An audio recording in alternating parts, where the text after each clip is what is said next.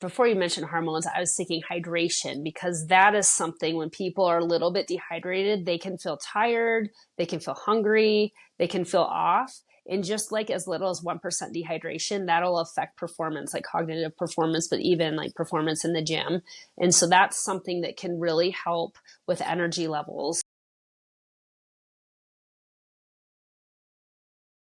Welcome back to another episode of the Peak Performance Life podcast. Today, I am very excited to have someone who is an expert in multiple fields. Her name is Katie Hardie. She is a board certified holistic nutritionist and FDN practitioner, and she is the one-stop shop for holistic health performance programming, and her company, My Peak, helps dedicated health and performance-minded individuals to optimize their energy management, nutrition, and body composition through a personalized, data-driven approach that takes into account her client's unique bio-individuality. That's a couple of things we're going to talk about today are energy management. I think we all want more energy. I'm sure many of us at times feel like we're lacking the energy we need to really get motivated and do the things that we want to do in our life. And each person is different. So we're going to talk a lot about that.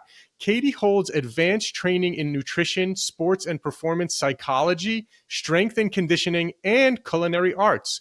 So with this comprehensive knowledge, her programs bridge the gap between scientific principles and practical application, helping all people. Each of her carefully designed programs combine functional lab insights, unique nutrition plans, strategic movement, and recovery practices to help people reconnect with their bodies and break free from one-size-fits-all solutions. Katie, thank you so much for joining us today. Thanks for having me.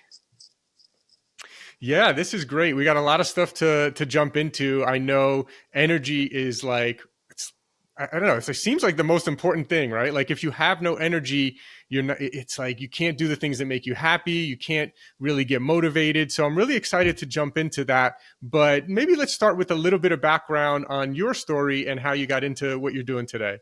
Sure. Yeah, I always kind of been interested in an odd way with performance. I don't know if you remember back in elementary school, the presidential fitness challenges. Did you guys have those? I don't know that I had that. It was I like the was in mile public school in New run. York City. Okay, it was the mile Maybe. run, the pull-ups, the sit-ups, the shuttle run, and like the V sit and reach. And I just remember in third grade, our PE teacher was like, all right, we're doing these. And I'd never heard of them. And she's like, we're doing pull-ups. I'm like, what's a pull-up? And then I realized I could actually do pull-ups. And she's like, oh, you got the record. I'm like, oh, okay. I'm like, I want to do that again, you know? And so I was one of those weird kids where when my parents were like, well, what do you want for your birthday? I'm like, a pull-up bar. And I wanted to like learn how to practice, but I didn't really, know what went into that. So I always had an interest with like, all right, if I can do this, how can I do more or better or just like, maximize everything. And so, going through high school, I had a good friend where we just were into conditioning and nutrition, but we didn't really have a great like coach or anything specific to us. And so you're just kind of seeking it out on your own. And that ended up being Self Magazine or all the recommendations of the 90s, which was basically avoid fat and probably avoid calories too. And so you're kind of missing, you're basically like working out more and depleting your energy that way, but then not really intaking any energy because you learned that that was bad. And it's very different paradigm than maybe what I understand now.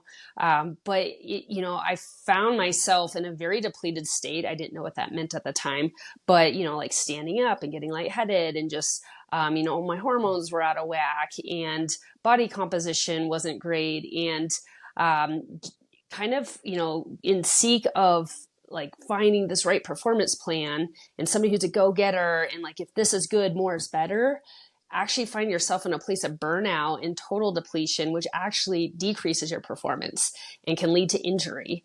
And so it was quite a roundabout route of, doing strength and conditioning and nutrition and functional labs and culinary school to kind of figure out,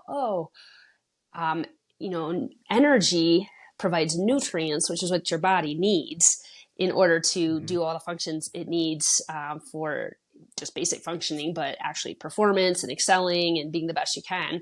And so having that paradigm shift where food is not something to be avoided, but it's something that can actually offer nourishment and better off your performance, whatever that is, whether it's personal, professional, athletic.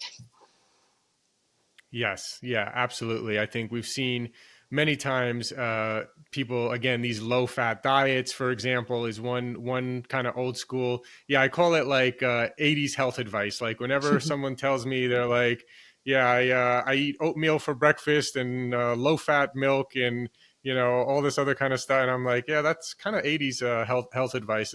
That's kind of how I refer to it. 80s and 90s, I guess. A lot we didn't know back then.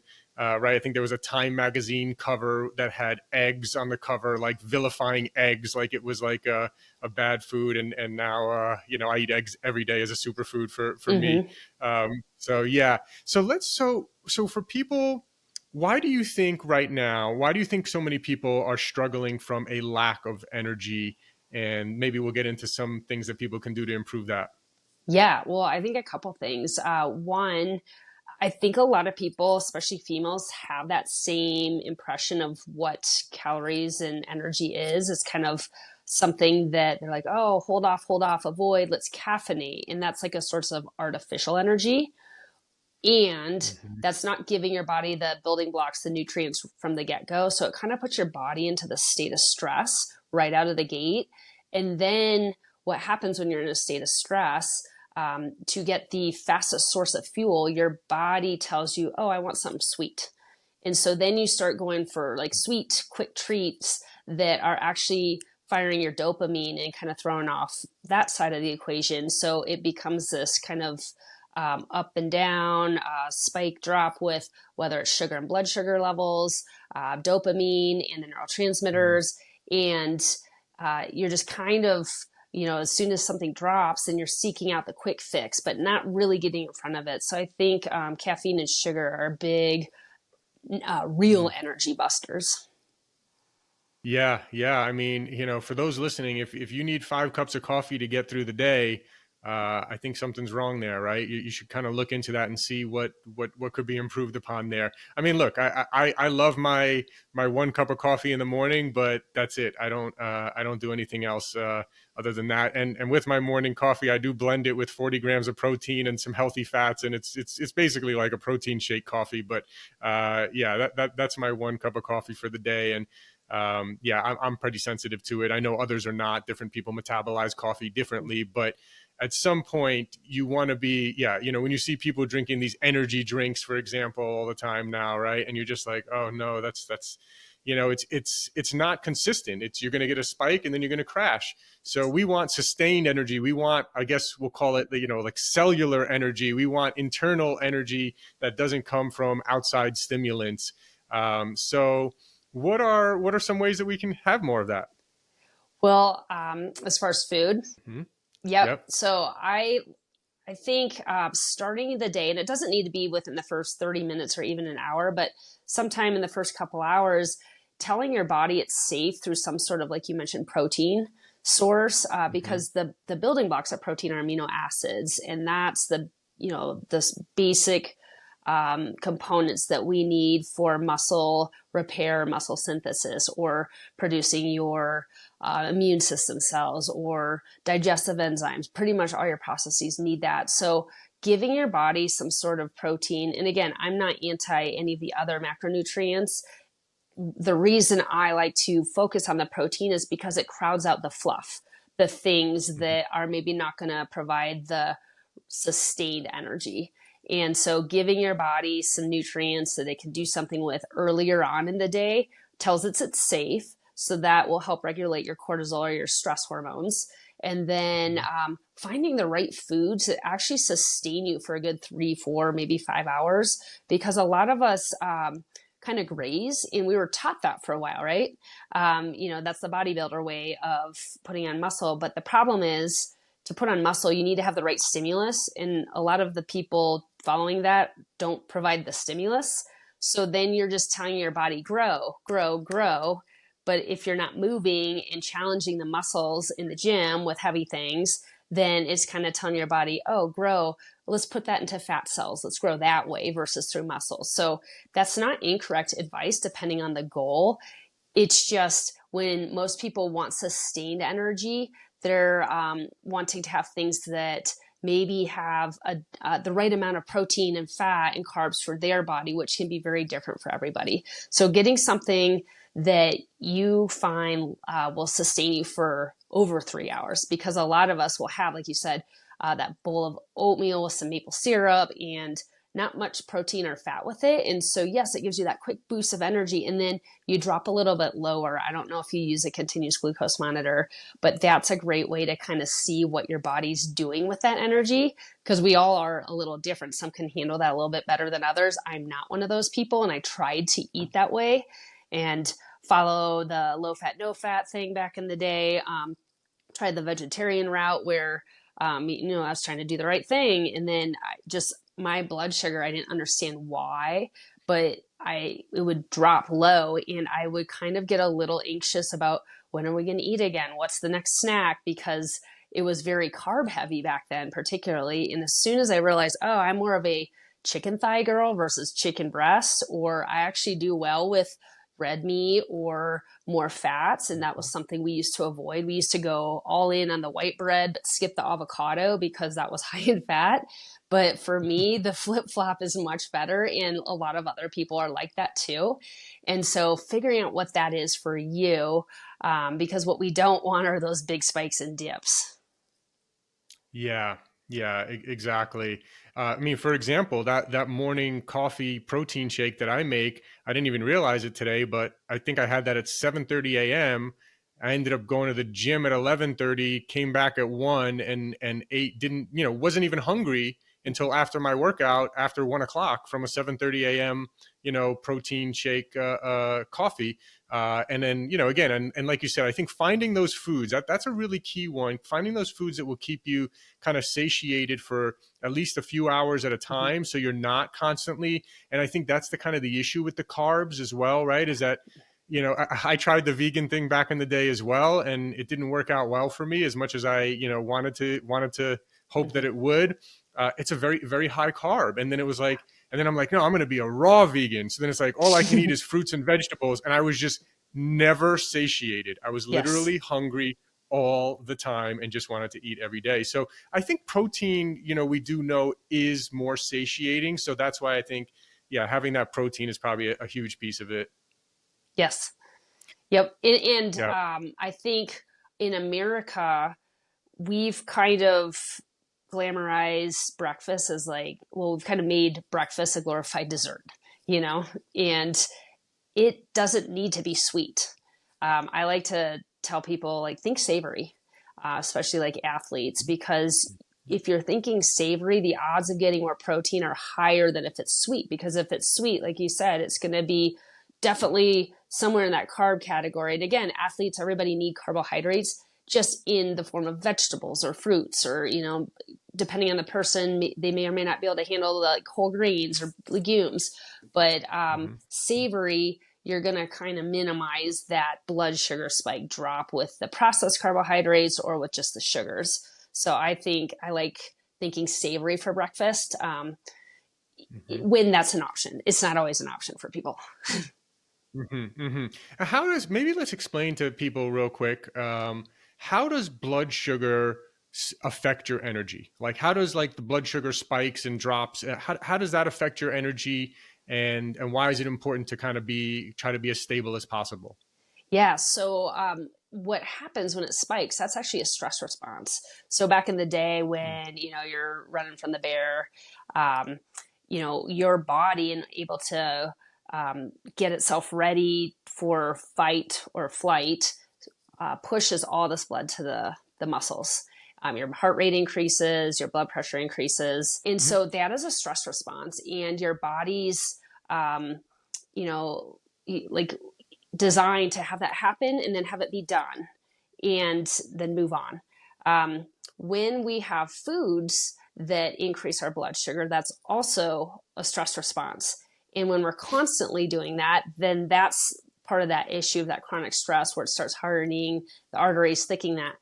But on the energy side of it, when you spike it, because of that energy being mobilized, that can create that feeling, like that anxious feeling. It can create, that faster heart rate, just feeling a little uncomfortable. But then afterwards is the problem, because the insulin's like, get that sugar out of the bloodstream, because that's damaging to your blood vessels. It's shuttling it into fat for storage. A, that's fat storage. B, when your blood sugar drops, it drops lower than where it started. So that's where a lot of times people can feel tired or brain fog or need to take a nap or not focused. I actually had a client, teenager. I have them use a continuous glucose monitor for the first month. And just to correlate our physical energy, blood sugar levels, but also your mental focus and your emotional place you're at, because she realized after she eats ice cream, it spikes, but it's the drop, when it drops low, that's when she cries or she feels sad. And so to have that correlation, that understanding of an awareness of what the blood sugar levels are doing with our energy is really important, because a lot of those foods are what's really accessible and convenient, and it becomes normalized to have those things. So when you're kind of swimming in this pool of like, you never know what good feels like until you have an alternative. And so it's a really great exercise to see what a different option can be. And, sometimes when we're feeling anxious, sad, depressed, that isn't necessarily like a need for Wellbutrin, but maybe let's look at the foods, and are they stabilizing our energy or spiking and dropping them? Yeah.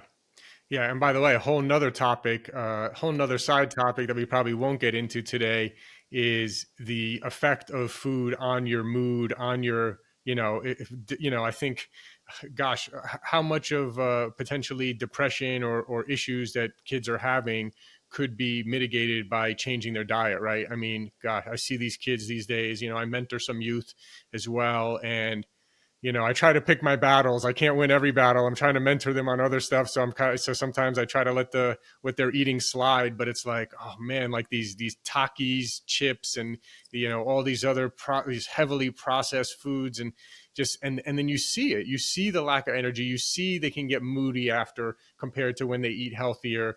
There's been studies done on this. So yeah, gosh, not just on an energy level, but just in general, it's so important for your mental health, for just the way that you feel. And when you feel good, you're going to take more action and do more things. So yeah, I couldn't agree more on that.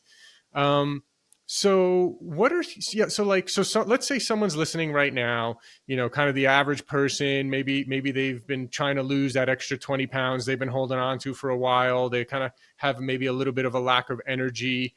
What are some things that they could potentially do, and where would you start? Maybe with your clients, would you start with certain blood tests that you would always recommend, or what's kind of the process of evaluating what's the right thing for each person? Yeah, I do something called a metabolic typing test that incorporates some ancestral heritage along with current patterns. And then I pair that with a continuous glucose monitor. And it's a good way to get kind of rough starting points for the macros on your plate, to figure out how much protein, fat, carbohydrates, but also which types, because we're all different. And like I was saying before, I used to try and do more of the grains and the, low fat, no fat, not as much meat. And I realized I'm actually the opposite of how I was trying to eat before. And I can't express how much better my energy levels are, the stability of it.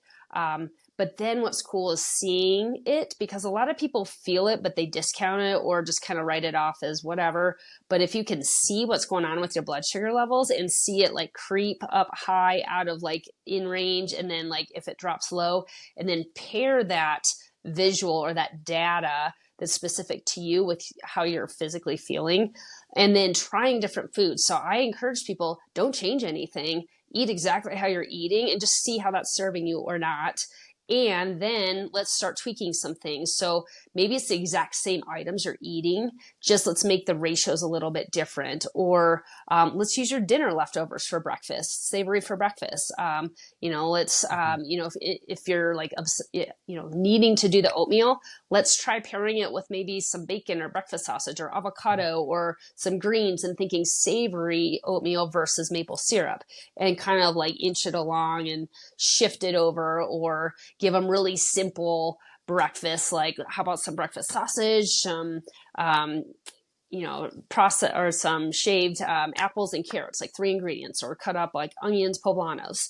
And that can just be some easy, approachable ways to just try a breakfast that's a little different and just notice. And that's the biggest feedback I get from people when we start shifting is, oh my gosh, my energy's better and I don't have the need to snack and I'm not craving sweet things anymore. So it's kind of a win all around. Mm-hmm. Mm-hmm. And with regards to like blood testing, so let's say I'm curious, which biomarkers are you most interested in when, let's say, someone would be coming to you saying, I'm feeling really lethargic, I just have a lack of energy. What kind of biomarkers are you most interested in there? Well, when you're talking about blood work, fasting insulin is one of the ones that I like to look at, because it's not typically run at the doctor unless you're asking for it or for some reason you're able to do it, because our blood sugar, our body will prioritize that looking fine for much longer before the insulin's going to show up. We don't test the insulin, standard, but if you look at the insulin, that's going to show you about 7 to 10 years before the blood sugar is going to start being off balance. Because what happens, your blood sugar rises, and like I was saying, that's damaging to your artery, your cell, your blood vessels. And so the insulin kicks in, and that's your store hormone. And so when that keeps coming up over and over and over again, because you're constantly grazing, constantly snacking or eating sugary, high processed foods, that insulin, that fasting insulin marker is going to be higher. That doesn't show up on your blood work though, unless you do the fasting insulin. So if you're just doing fasting glucose, you can have awesome looking fasting glucose because your insulin's doing the job, but your insulin can be on overdrive for a whole decade before your blood sugar even shows that. So that's one way where you can kind of get in front of it a little bit sooner. And then energy wise, I mean, you don't even need to run blood work to just ask somebody, do you get tired in the afternoon? Do you wake up ready to get out of bed, or are you like needing that cup of coffee? Like, do you enjoy the cup of coffee or do you like need it? There's a difference. And, if people are, many people have that afternoon dip. That's common. It's not normal. And that's a reflection of, well, recovery potentially at night, but also what did you eat the last meal? Because if you're getting really tired after it, a lot of times it's too many processed carbohydrates. And that's pretty common for people to have like sandwiches or pastas at lunch. And a lot of times people are like, oh, I kind of want to lay down, or I'm just like not as focused, brain fog, or just kind of, maybe I need that cup of coffee in the afternoon. So that's where you really can just checking in 1 to 2 hours after you eat. How do you feel? Yep. Yeah, that's a big one.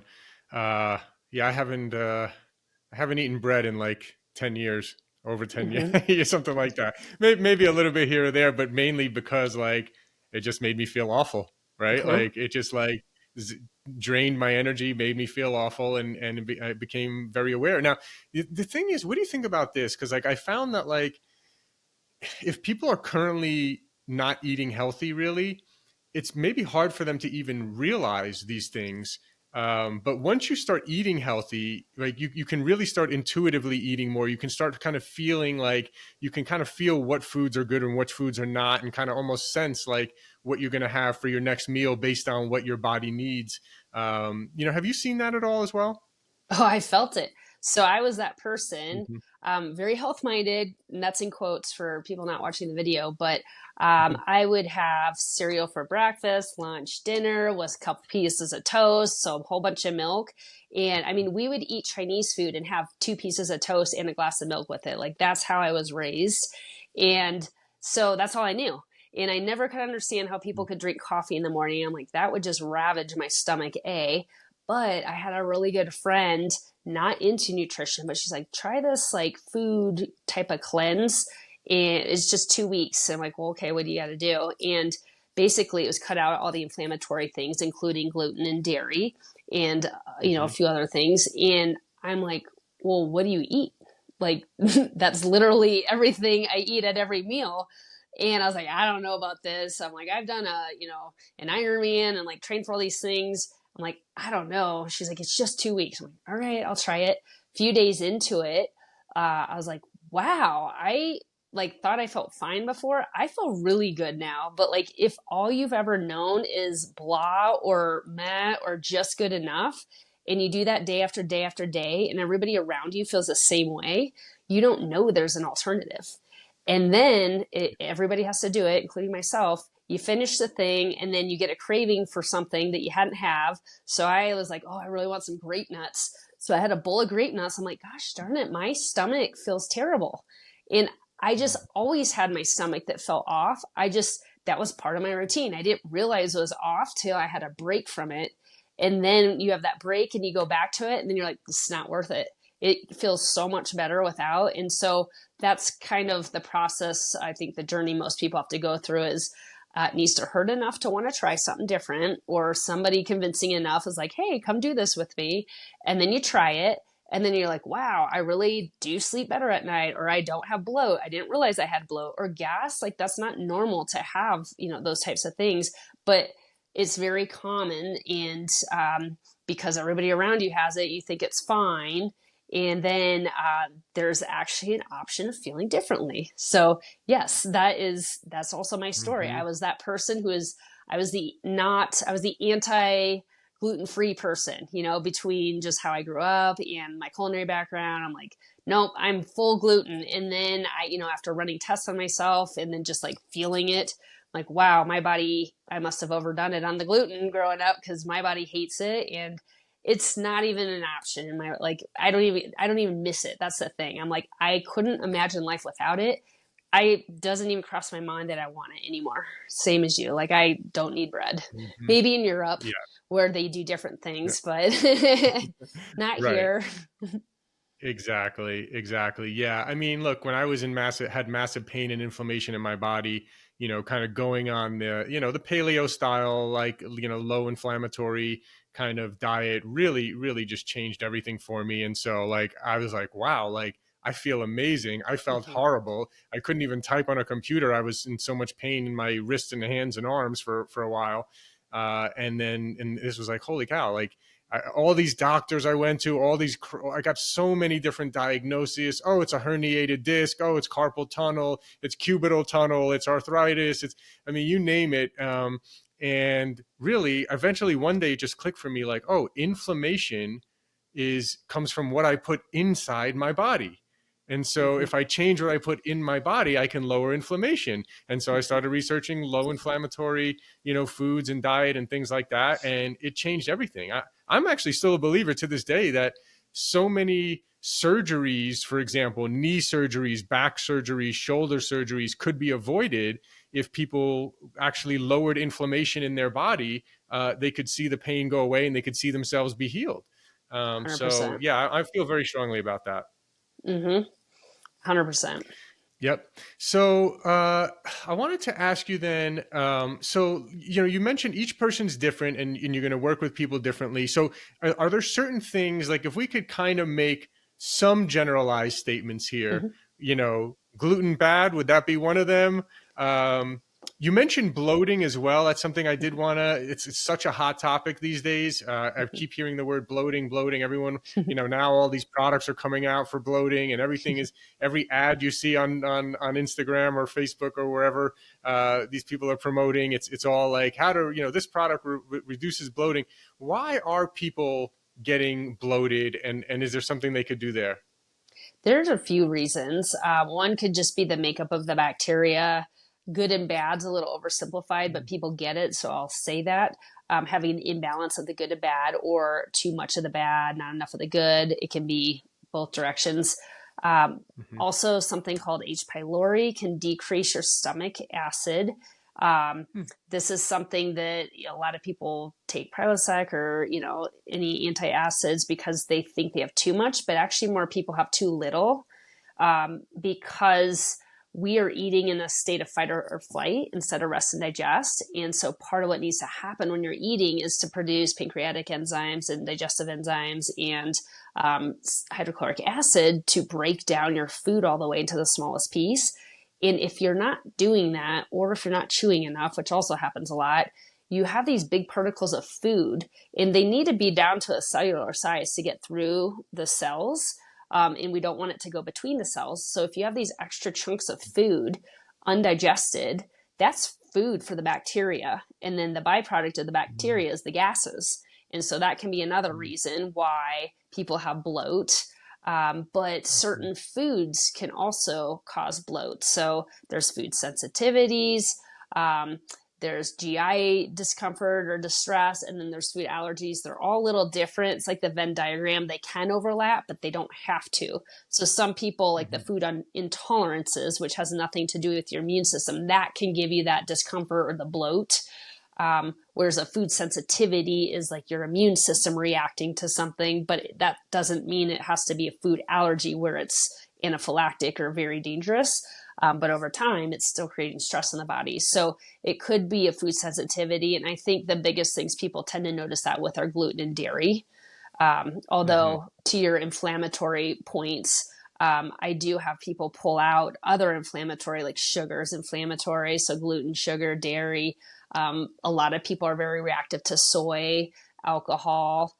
So those are ones that, at least for a period of time, just so you can understand, like the fish in water doesn't understand what water is till it's out of water. I have people remove the fish from the water. So then when they go back to each one strategically, you can actually see the effect it does or doesn't have on your body from a food intolerance standpoint. Interesting. Yeah. Yeah, that makes a lot of sense. And do you like these? I've heard mixed reviews about these like food sensitivity tests and a lot of these other tests. Or will you typically do those tests for your clients? So they're not all created equally, like anything, right? Hmm. Hmm. And I used to do them right out of the gate. And then what I've kind of realized, I will still do them, but I don't do it out of the gate, and I don't do it with everybody, because upstream of that is typically a leaky gut, which means, your gut should be permeable. It should go back and forth and allow things to go out when it is the right time, but you don't want it chronically permeable, because what that does is it allows the external world to come in contact with the internal world too much. And that can create a reactive or confused immune system where it starts targeting neutral things like the salmon or the avocado or things you don't want it responding to. So what I found when I was running it earlier was then people were like, oh my gosh, chicken. I'm sensitive to avocados, and then not really dealing with the why the gut is leaky in the first place. And things like gluten, that will increase intestinal permeability for 4, 5, 6 hours after you eat it. So if you're having a cereal for breakfast, sandwich for lunch, and then pasta for dinner, it's open all day long. And then you have some alcohol in it and a little bit of chronic stress from life, it's chronically open. But if you allow it to close like it should, then your immune system's going to be a little more, I guess, distinguishing of good versus bad. And so that's what I like to work on first before we get too in the weeds with food sensitivities. Because if you just swap out what your immune system's currently sensitive to for different ones, you're just going to rotate food sensitivities. So I think timing is also important for those. So they're not like good or bad. It's what's the purpose, I guess, what's the order of operations for like clients I've had with eczema. That can be really helpful in expediting the process of let's decrease the stressors we're putting into the body while supporting the vitality and like the functioning of the body to handle the things. So that can help speed up processes, but it is not like that's the reason, that's the symptom of the reason. Mm, mm. What do you think causes the eczema in many cases? I'm sure there can be many reasons, but what do you think, or in general, if you had to kind of give a blanket answer? Yeah, it's an overactive immune system. It's like responding unnecessarily to a neutral threat. And so, what typically happens is the liver isn't clearing things very effectively. It's either congested, and that's something you can pick up from GI map and or the Dutch hormone test. But also, because of a leaky gut, that immune system's like constantly on like go, and so it's like hyper vigilant.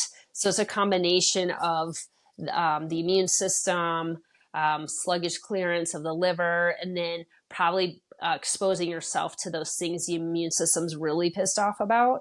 And those, because so for those clients, when we cut out, because the cells from the base layer of your intestines, it's like the same layer, like cells as your skin, they slough off in about 3 weeks. So if you cut out like gluten, dairy, alcohol, try to like give yourself some rest recovery time, be more intentional about that. Within 3.5 weeks, all my people's skin has like turned that corner because it takes from that base layer cell to get to the top and slough off with that fresh, new, non-inflammatory environment. And they're just like, wow, why did they keep wanting to do creams and never ask me about my diet? I'm like, well, part of that's just, how everybody was trained. But to your point, inflammation, it's what you're putting in your body, right? Yes, And that exactly. is that like food is information for our cells. And so Yep. this is something that, again, back in the 80s, 90s, that was something to be avoided versus how do we give ourselves all the building blocks, the components that they need to thrive and function and do their best. And that's the shift that, instead of looking at meals as like, ooh, how long can I hold off and not have something? Which meals are going to offer my body the best building blocks to do what I care about? Mm-hmm. Mm-hmm. What else can we do to get more energy? What are some, like, if you had to say, here are the core aspects of, increasing your Yeah, energy. We talked obviously about nutrition and diet and mm-hmm. being careful of the spikes in glucose. Obviously, we know sleep is a big one, right? People need to prioritize their sleep and not be getting 4 hours of sleep or drinking alcohol at night, which if anyone has worn any sleep measuring device will see how it wrecks your sleep. Um, Anything else that you would say? I know you talk a lot about exercise. Is there can certain types of exercise be like, for example, I'll give you an example. Me myself personally, I found that like hit training just like really just like I crash out after, like I'm literally like I have no energy left for the rest of the day after, when I do intense hit training. And it doesn't like, I don't really want that. Like I don't Yeah. want to come home from the gym and like plop down on the couch because I have no energy to do anything for the rest of the day. Like I want to work out and still have energy and feel good and have that, positive dopamine effect that you get from exercise. So maybe a little bit talk about like exercise and any other core components that you think. Totally. Well, exercise, while it can be really good for us, like any stimulus, in order to grow, you need to stress it, right? With proper recovery. And it's that proper recovery piece, like you mentioned, the sleep, and also having a strategic plan to the training program. Because if we're like maxing out on squats Monday and Tuesday and Wednesday and Thursday, do you think we're getting stronger? No, because our muscle fibers are tearing down, right? They're breaking down temporarily. This is what I talk to my athletes about. I'm like, when do you get stronger?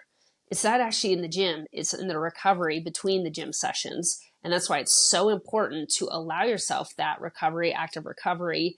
And so when people think about it like a total stress bucket, and stress can come from finances, from work, from a partner, from kids, from parents, from just thoughts going around your mind from something that happened 15 years ago, from exercise. And so what happens is our body will always prioritize today's stressors at the expense of tomorrow. And part of today's stressors can include working out.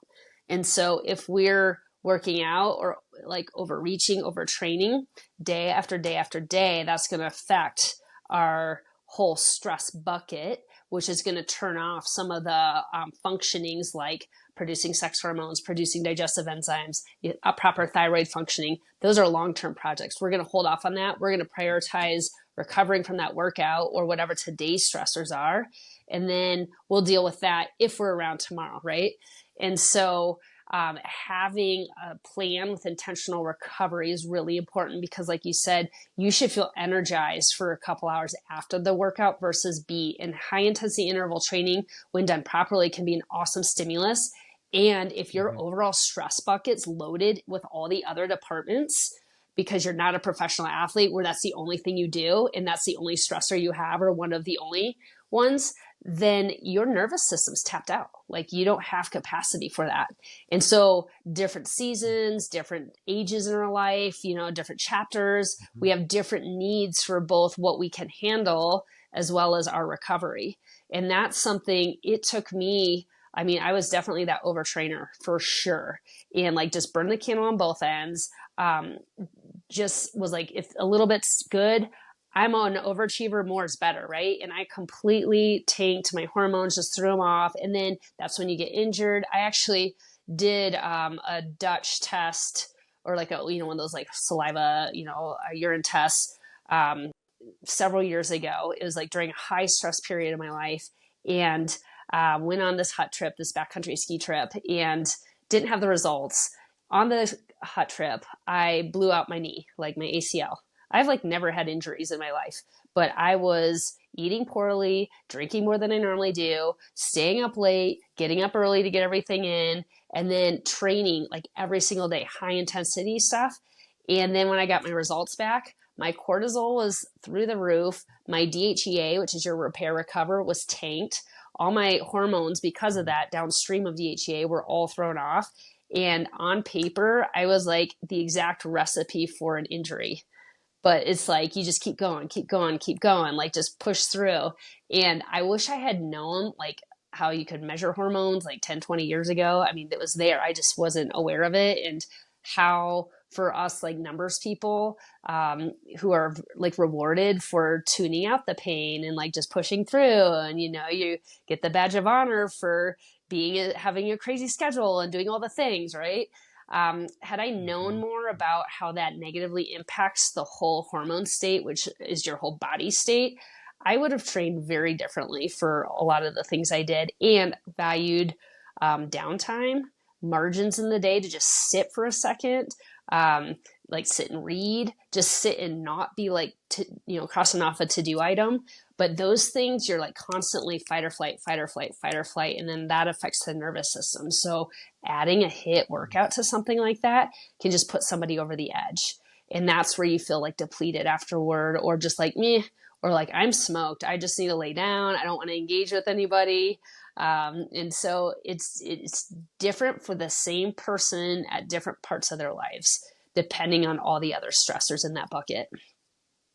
Yeah. Yeah. Yeah. I mean, one of the big mistakes, I had a friend, who did this, and he was like, he wasn't working out at all. Wasn't eating good. And he's like, all right, I'm motivated now. I'm going to get into shape. I hired a trainer. I'm doing 2-a-days. I'm like, you don't want to go from nothing to 2-a-days. You know what I mean? Like Mm-hmm. it's too much. And of course, probably lasted less than a month, and, got injured, burnt out, gave up on the trainer, and went back where he was before.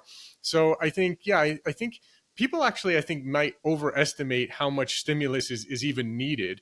Right. Like, Mm-hmm. my wife, she eats halfway healthy most of the time and goes to Pilates twice a week and has a trainer once a week, and 3 times a week is what she does, and it works great for her. So Mm-hmm. 3 hours a week, it's not really something insurmountable to do there. So yeah, I think that's an important point to make. Yeah. So what else with regards to like hormones and just like energy levels, in terms of things that people aren't really thinking about, or anything else there with regards to like things that you're looking for with regards to hormones, anything along those lines? Well, before you mentioned hormones, I was thinking Yeah. hydration, because that is Ah, something when people yeah, are a little bit dehydrated, they can feel tired, they can feel yeah, hungry, they can feel off. And just like as little yeah. as 1% dehydration, that'll affect performance, like cognitive performance, but even like performance in the gym. And so that's something that can really help with energy levels, is staying hydrated, especially early in the day. And I like to Hmm. recommend between meals, because back to those digestive enzymes and hydrochloric acid to break down the food, if you have too much fluid with your meal, you're diluting the power of them. So have your meal, and then hopefully you're like sustained for a big gap. So then you have that time between the meal to hydrate really well. And so Yeah. that I can think really help. Yeah, I found that naturally. For some reason, I just naturally don't want to drink a lot while I'm eating. I can kind of Mm-hmm. feel it, for me, I don't know, naturally, I guess I'm lucky in that perspective. I had a friend who was having some gut issues, and then someone gave him the advice to just, hey, don't drink while you're eating for like, 30 minutes. But Mm-hmm. obviously you want to take in enough water in between your meals and things like that. But along the lines of hydration, how do you think like electrolytes and salt are important, or do you think just water is good? Do we have to be careful with the salt thing? Is a really interesting one, right? Because going back to Mm-hmm. 80s health advice, like Right. no salt, no Right. sodium, zero, and now you got like the CrossFitters and the paleo guys like, we need more salt, LMNT electrolytes with 1,000 milligrams of Mm-hmm. salt in each serving. Where do you fall on that discussion? I love minerals because it includes electrolytes and then it doesn't have like Mhm, the sugars or anything added to it. So I do like mhm, that because you can, if you don't have a way to like hang on to the fluids, then you're just passing it straight through. So it is important to not overly dilute the minerals, the electrolytes that you have. And so, if people are sweating more or really active or stressed, then whether they're electrolytes or minerals, those can be beneficial and help them absorb it. But again, it's kind of like, you remember when like Gatorade came out, then all of a sudden like all these sedentary people at the office are drinking Gatorade. I'm like, you don't really need the Gatorade, like water's just mhm. fine. It depends on kind of the person too. Yeah, that's the thing with the salt these days, right? It's like, you see people drinking these 1,000 milligram of salt of sodium electrolyte things, and it's like, that was kind of meant for people who are working out, right? Who So needed it? yeah, you Yeah. got to be careful there. If you're just pounding salt all day, yeah. If you're sweating, or if you were Yeah. in the sauna for a half hour, or you were sweating from a crazy workout or whatever, and you're depleted, yeah, that's one thing. But yeah, if you're sitting around all day and then just like, oh, I heard salt's good for me, I'm gonna just start putting pounds of salt on everything. That could Well, be that could backfire. yeah, and I think so many people are like in the weeds, like, oh, should I get this specific like bar or this specific electrolyte or this specific thing? And really, there's so much that can be done with the more basic things, the bigger, the lower hanging fruit. Like you're saying, like getting good sleep, getting real food. You're Hmm. asking about things that can help with like hormones. Strength training is really important. I see so many women, especially when they get in their like 30s, 40s, like, oh, I want to improve my body composition. I'm going to go do a half marathon.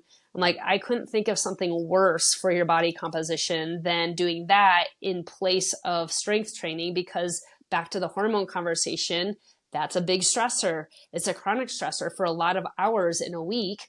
Whereas if you're strength training, that takes much fewer hours, and that increases your testosterone naturally. And so if you're trying to increase your muscle I guess composition, your body composition, improve that, and decrease your body fat, you're going to have much more bang for your buck strength training, and of course moving around and doing some sort of like cardiovascular benefit activity. But the marathon, half marathon training is not where it's at, because that is taxing. It's really throwing off your hormones, but it also throws off the nervous system. And I see so many people with like hip injuries or like, just things aren't feeling good. And then they're exhausted, like you said, after like a hit for you, then they're depleted. They're like, I don't want to hang out with anybody, And so, not to say people can't do that. It needs to be well thought out in the big picture of the week, and what other commitments or stressors do people have in their world right now.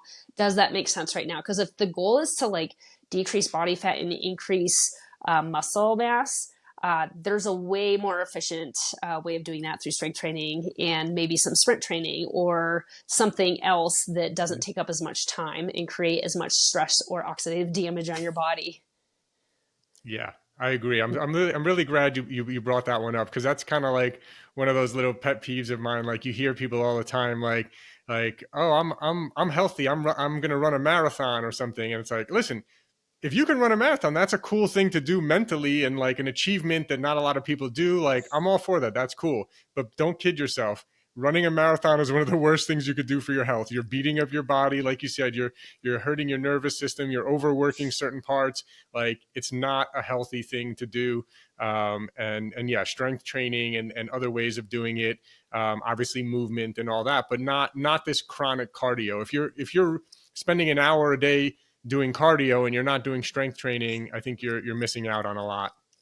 Well, and I'll tell you, in looking at people's labs, the people who have the highest oxidative stress are those ultra marathoners, the super endurance people. And, I don't know if they think they're doing it or if it's an escape from something else or swapping one addiction for another. All I can say is their oxidative stress is by far worse than my non-endurance people. Mm-hmm. Mm-hmm. Yeah, this has been great, Katie. We've covered a lot of stuff. I know we've only scratched the surface. We could probably talk for hours about this stuff.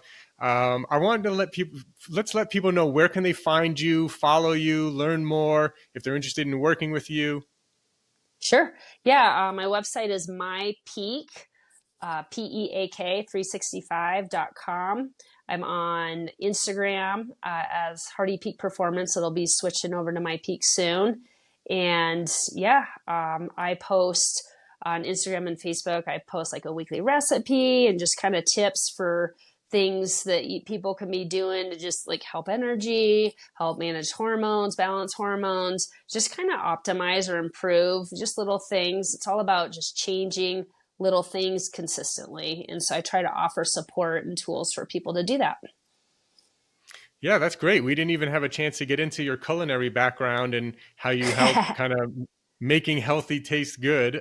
So I think that's definitely something where people could follow you and learn more. So yeah, highly encourage people to follow you and learn more. And yeah, this was a great conversation. And I know we've only scratched the surface, and I hope we can do it again sometime. That would be great. Thanks so much for having me. Thank you. Thank you for listening. If you enjoyed this episode, it would really mean a lot to me if you would forward this episode along to any friends, family members, anyone that you think that would get value out of it and learn something important. The mission at Peak Performance is to help people prioritize and transform their health. And so if you think someone will get value, please, please, please do forward this episode along to them. Also, if you could please rate and review and subscribe on whatever podcast player you are listening to this on, we would greatly appreciate that as well. It means a lot. And I want to tell you about a couple of new products that we just released. You can get 20% off your first order at buypeakperformance.com. That's BUY peakperformance.com. We just released a brand new grass-fed beef protein isolate. This is my favorite new protein powder because it's great for muscle building and recovering and all that kind of stuff, but it doesn't give the stomach discomfort and gas that a lot of people get from different types of proteins like whey protein. Some types of plant proteins can do the same as well. It seems to be really, really easy on the stomach while still giving all the great benefits of muscle building and everything else that you want from taking in adequate protein. So check out our new beef protein isolate. We have it in unflavored, which I actually mix and blend with my morning coffee every morning. We have a vanilla and we have a chocolate. You can buy it on Amazon, but again, you also do get 20% off your first order at buypeakperformance.com, BUY peakperformance.com. We've also recently released organic mushroom coffee. We have these in Keurig compatible K-Cup coffee pods.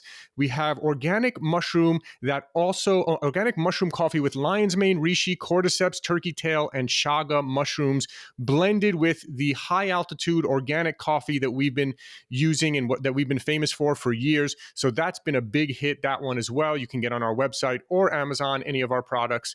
And of course, we're always famous for our organic green superfood powder that has almost 5,000 reviews on Amazon with a very high star rating. We're known as the best tasting USDA certified organic green superfood powder with over 25 plus organic ingredients. Again, we also have the organic red superfood powder. We still, of course, have the organic plant protein for those who do prefer the plant protein, but I'm really excited about this new beef protein isolate and all of our other products. We do have over 100 products, so just check us out if you type in Peak Performance Supplements on Amazon or if you go to buypeakperformance.com. Thank you so much, and we'll talk to you again soon.